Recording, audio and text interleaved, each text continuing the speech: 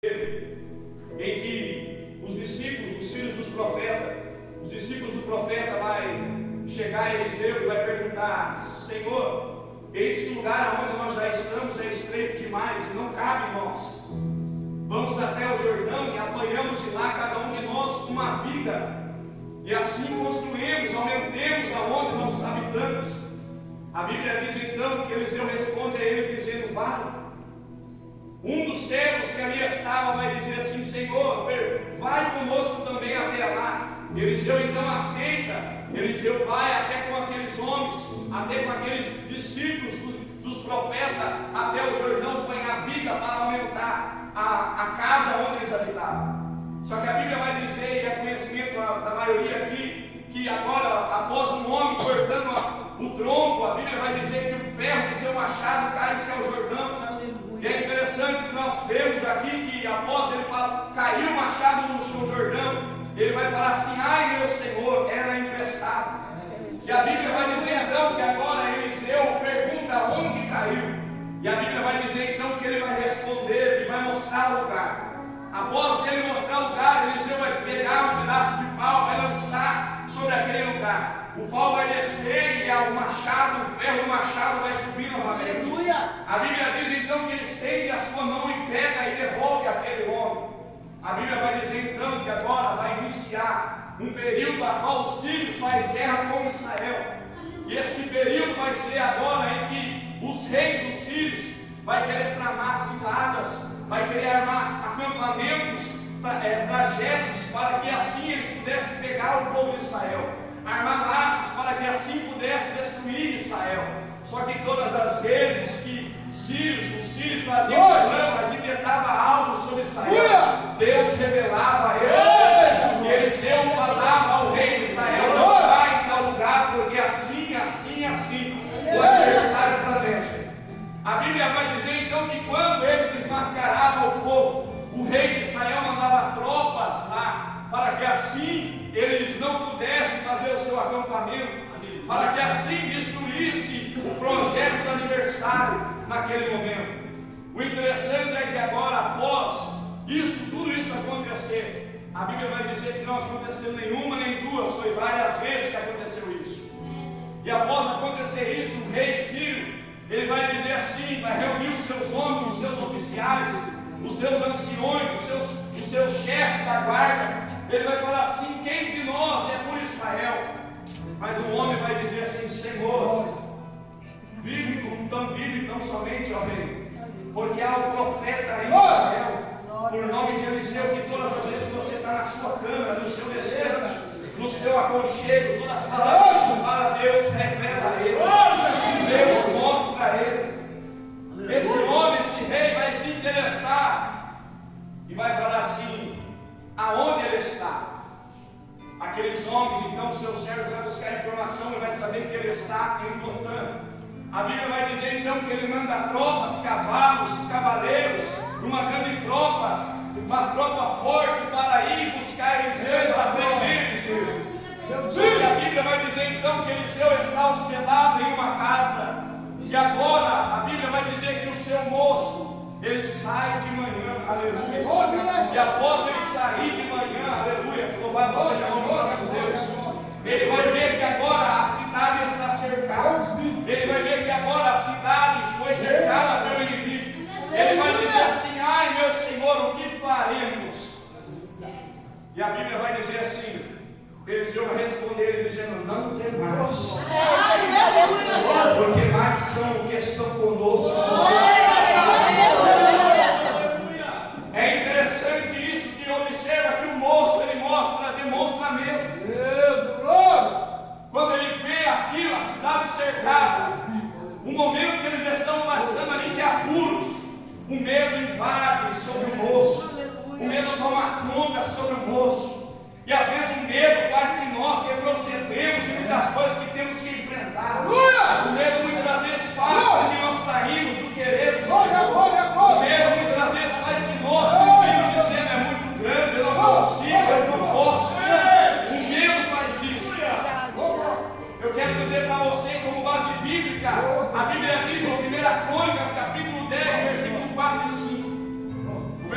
1 vai dizer assim, que os filisteus estão em guerra com Israel. A Bíblia diz então que está na guerra de Saul e os seus 3 filhos, Jonathan, Abinadab e Melquissuá. Após os 3 filhos dele morrer, a Bíblia vai dizer que os flecheiros feriram Saul.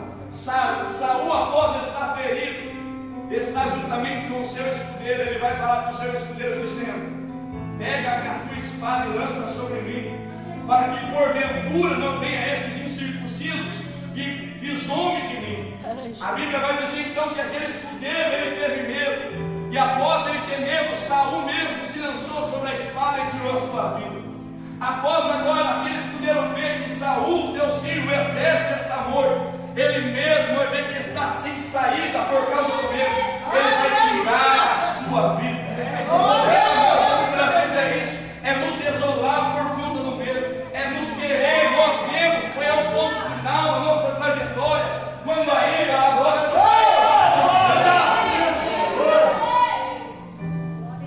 a Bíblia vai dizer que aquele escudeiro, ele vai agora, por conta do medo, olhar e ver que o seu Senhor, o seu rei já está morto. Ele vai ver que o exército já foi ferido, já foi derrotado. Aleluia. Ele vai tirar a sua própria vida. Essa noite eu quero dizer para você, essa noite encorajar com uma palavra de Deus. Deus não te deu o espírito de coragem, glória a Deus. Convida aqui nessa noite para encarar o problema. Jesus, aleluia. Deus tem trazendo vida aqui nessa noite para encarar quando ela vem na tua vida. Aleluia, Jesus, glória a Deus. O medo vai nos fazer retroceder, mas Deus está enchendo jovens aqui.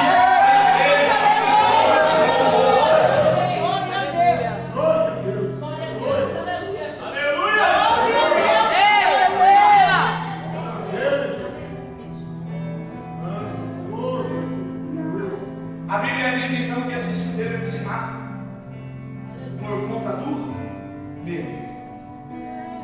O medo é uma coisa que nos atrapalha no nosso chamado. Porque nós mesmos nos fechamos e temos medo de dar um passo para frente. Jesus, aleluia. Às vezes nos medimos dizendo: será? Isso é um medo no coração. Mas a Bíblia vai dizer que o caminho de Deus é perfeito. E a palavra de Deus glória a Deus. Aleluia. Não jogo, mas a palavra é para a igreja inteira. Aleluia.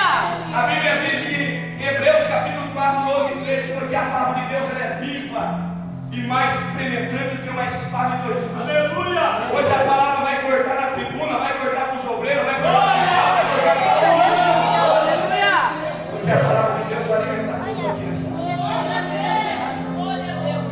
Quando nós falamos ainda de medo, sabe de quem nós vamos lembrar? Do homem mais considerado, um profeta de Deus, Elias.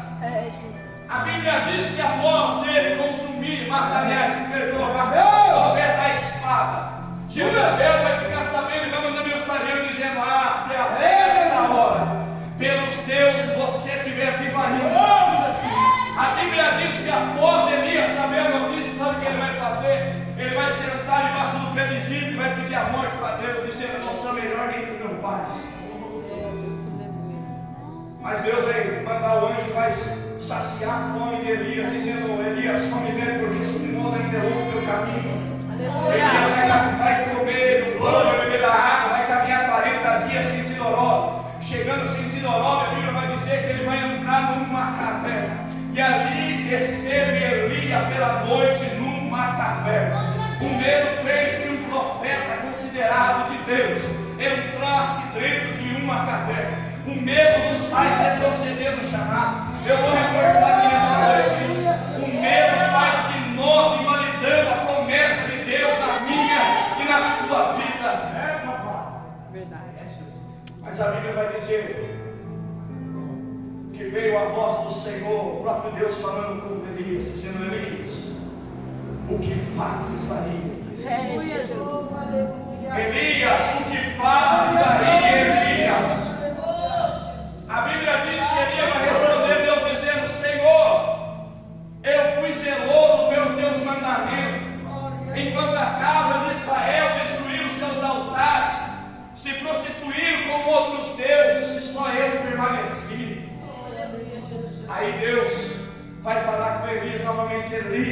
que fazes aí, Elias? É Deus dizendo para a gente aqui nessa noite: deixa de lado o medo, se encha de ousadia. Quero cantar, eu não vou cantar desse jeito porque o irmão vai pensar que é de mim. Eu não vou fazer isso porque vai pensar que é de mim.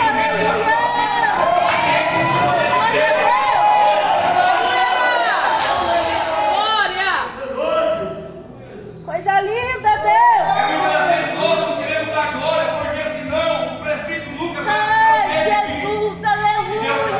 Eu sei que obras Glória a Deus! eu sei quais são as suas obras. Pensamento já está bom demais. É Deus olhando com os olhos de chama, consumindo já está bom demais. Se Deus chamou para cantar, canta com ousadia, jovens. Glória a Deus vai Deus! pegar frente com autoridade, mas em nome de Jesus, Jesus. aleluia! Aleluia! Glória a Deus! Glória a Deus!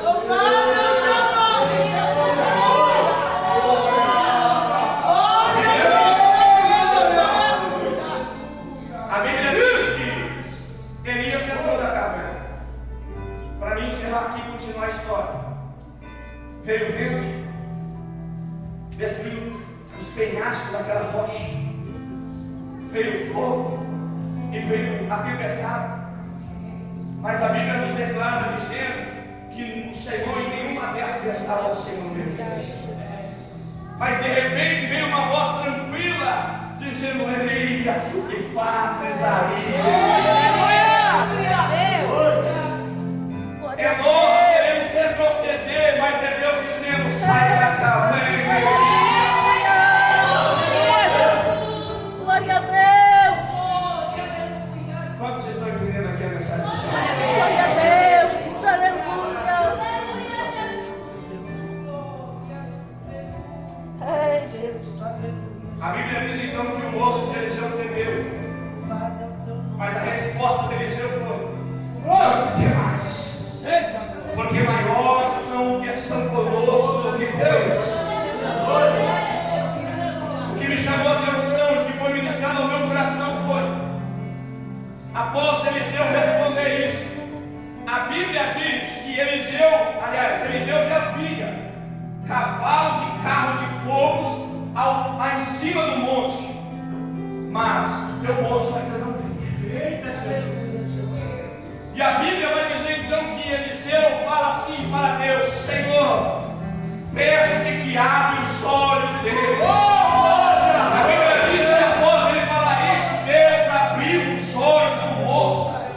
E quando Deus abre, ele vai olhar e vai ver cavalos e cavaleiros. E foi ministrado ao meu coração foi: a Bíblia diz que estavam já lá, antes do menino ver, eles já estavam. Não é sinal que você não está vendo, que Deus não está trabalhando. Não é sinal de muitas vezes nós não vemos assim de Deus, é que Deus não está trabalhando. Às vezes você não enxerga, mas Ele já está determinando o teu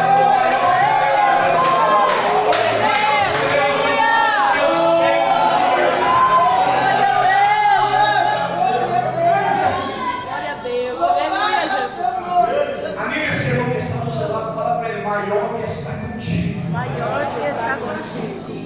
Louvado seja o nome do nosso Deus. Sabe por que Eliseu falava: maior é o que está conosco do que com eles? Mas se observa pela lógica, com Eliseu e com seu moço só tinha cavalos e carros de fogo. Mas com o adversário tinha cavalos, carros e uma tropa muito forte. Só que se nós vamos entrar na história, aleluia, segundo a história vai dizer que naquele tempo um exército possuía carros. O carro naquele tempo era muito temido pelos homens de guerra. Quanto mais carro, mais o seu exército era poderoso. Quanto mais cavaleiro, mais temível ainda era aquele povo. Mas com Eliseu ele estava cavaleiros e carros de fogo. Jesus, aleluia! É porque Deus nunca trabalhou, irmãos. Isso aqui é fato. Deus nunca trabalhou carro de fogo. Observa no livro de Juízes, capítulo 5, que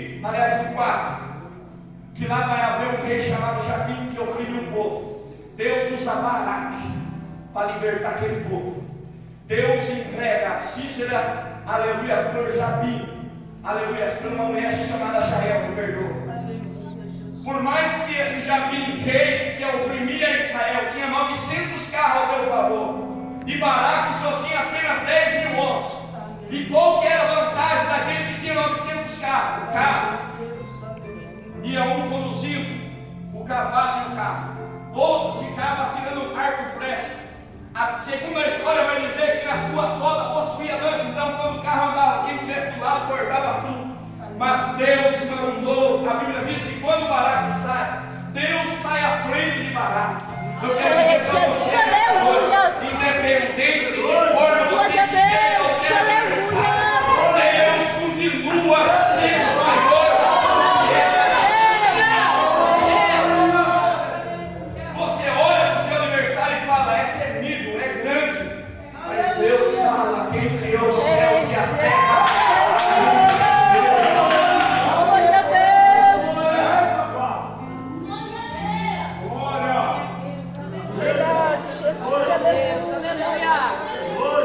Glória a Deus, aleluia. A Bíblia diz então que aquele moço viu. Observa que quando eu li aqui foi falado que Eliseu e seu moço estavam na terra de Dotã. Eu quero dizer aqui para você que quero abordar aqui nessa noite que Dotã aqui nessa noite vai simbolizar 2 estágios.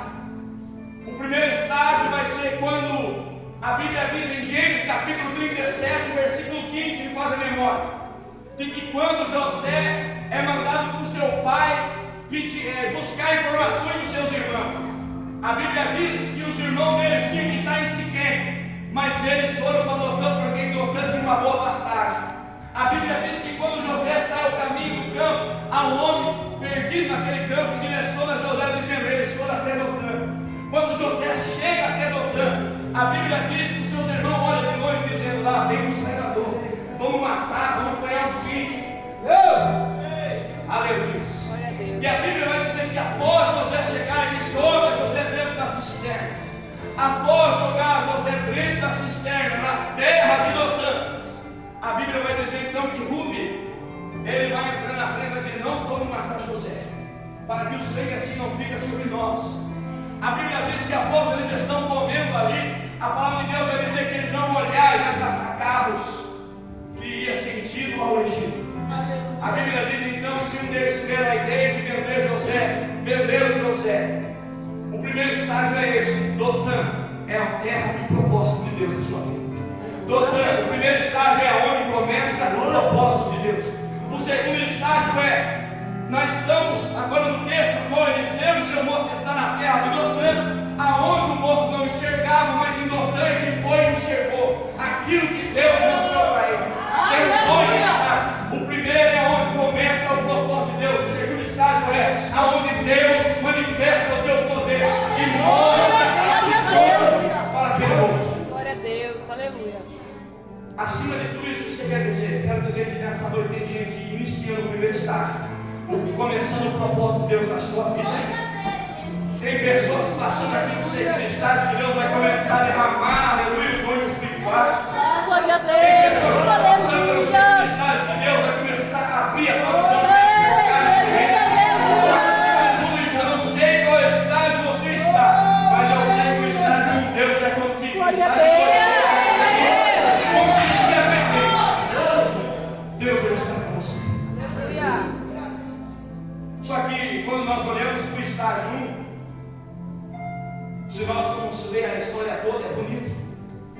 Porque foi no Dotã que começou o propósito de José, mas para José foi uma humilhação, para José foi uma vergonha, para José foi um desprezo, foi desprezado. Deus está enchendo o propósito na sua vida e você não está nem entendendo. Mas eu quero dizer para você, é necessário passar pelo primeiro estágio para chegar no estágio 2. É necessário passar pelo primeiro estágio para chegar no estágio 2. Deus vai começar a trabalhar na sua vida. Deus está forjando em ti propósito dele para a tua vida. Independente da situação, independente da prova, da luta, suporta o propósito que Deus tem para a sua vida. Independente do desprezo, independente da humilhação, Deus suporta o propósito de Deus na sua vida. Aleluia. Glória a Deus. Glória a Deus. Aleluia. A Bíblia diz que após eles enxergar, Eliseu vai pedir para o seu moço. Eliseu vai pedir para o seu moço, aliás, para Deus: Senhor, peço que feres esse exército de cegueiros. A Bíblia diz então que naquele instante, aquele exército de sírios, aquela tropa, aqueles carros e cavaleiros, foram cobertos de cegueiras. Após eles ser cobertos de cegueira, aliás, a Bíblia diz então que Eliseu leva eles até Samaria, no meio da cidade. Chegando lá, o rei vai observar, o rei de Israel vai ver aquela tropa e vai dizer: meu pai, vendo eis. Eliseu vai dizer assim: não, faça diferente, põe pão e água para eles comer e manda eles ir embora. A Bíblia diz então que o rei faz um grande banquete para o seu adversário. Aleluia. E após fazer o banquete, eles comem, eles bebem e voltam para a sua terra. Mas a Bíblia diz então que depois daquilo nunca mais o adversário tentou contra a vida deles. Só que agora vai entrar no versículo 24, aonde passa um tempo e entra um rei chamado Ben-Hadad. Esse Ben-Hadad, ele vai agora comandar a Síria. E após comandar a Síria, ele vai fazer um cerco em Samaria. Após cercar Samaria, aleluia, a Bíblia vai nos dizer então que o povo se encontra em grande miséria, em grande desprezo. Eu quero que vocês prestem atenção nisso aqui. A Bíblia diz que agora o povo está cercado, ninguém sai da cidade e ninguém entra, diz o texto. E o povo começa a passar por aperto, porque quando eles estão fechados, cercados, não tinha como buscar recursos fora da cidade. Então a comida que eles tinham, eles todos consumiram. Mas após acabar a comida que eles tinham, eles ficaram agora em desprezo. Eles ficaram agora sem o que comer. É onde começa a prova do povo. É onde o povo começa a perecer.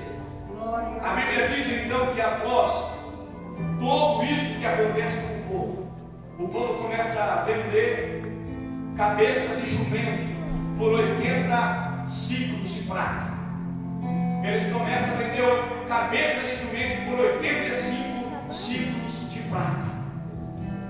Se nós vamos olhar, a cabeça de jumento é para que eles pudessem comer, porque eles estavam em grande miséria.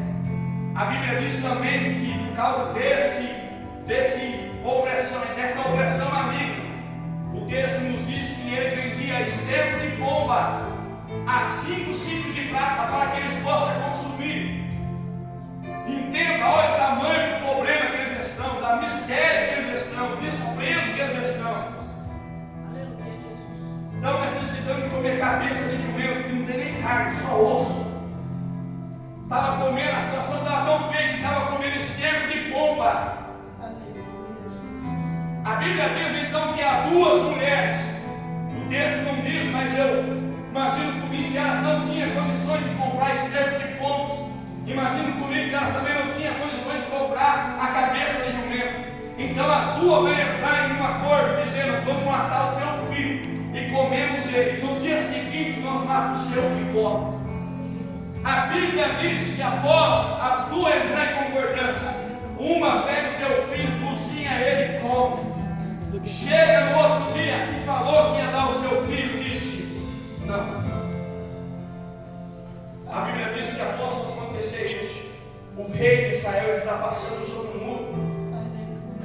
E essa mulher que foi enganada pela outra, porque matou seu filho para que elas comessem, na hora que ela foi pegar o filho da outra para cozinhar, ela não entregou. Ela vai dizer assim: ó rei, me acode. O rei vai falar assim: se nem o Senhor está te acudindo, quem sou eu? A Bíblia diz então que agora o rei rasga a sua veste a saber a notícia dessa. Aí eu falo para mim e para você: está reclamando o quê, meu Senhor? Tem gente que passou coisa pior que nós. Aleluia. Entra no texto, imagina, isso aqui não é história, fábula não, é história verídica, coisa que aconteceu. Imagina passar uma prova que tem que matar o seu filho para poder comer ele, por causa senão morre todo mundo. vai, a prova aperta o homem, aperta aquela cidade. E o texto vai dizer então que o rei rasga as suas vestes. Após rasgar as suas vestes, o rei vai falar assim: então serve, se até essa hora Eliseu não tiver, se Eliseu perder a sua cabeça, se não tiver mais sua cabeça sobre os teus ombros, eles mandam o mensageiro até a casa de Eliseu. Chegando lá, Eliseu está conversando com os anciões que estão ali dentro da sua casa, dizendo assim: o homicida manda o seu mensageiro, quando ele vir pela porta, ele manda para fora. A Bíblia diz que enquanto ele falava, apareceram os mensageiros, logo apareceu o rei juntamente com eles. E a Bíblia vai dizer então que após aparecer o rei, Eliseu vai dizer assim: assim diz o Senhor, mais ou menos por essas horas, amanhã terá um alqueire de flor de farinha para vender a 2 ciclos de prata, e 2 cevadas por 1 ciclo de prata. A Bíblia diz então que um homem que se apoiava, que era o braço direito do rei, que comandava o seu exército, ele diz ainda que se o Senhor abrisse janela do céu, como sucederia isso? Eliseu vai dizer, vai olhar para ele e vai dizer assim: portanto, assim diz o Senhor, tu verás, mas não comerás. A Bíblia diz que do lado de fora de Samaria há 4 leprosos, 4 homens que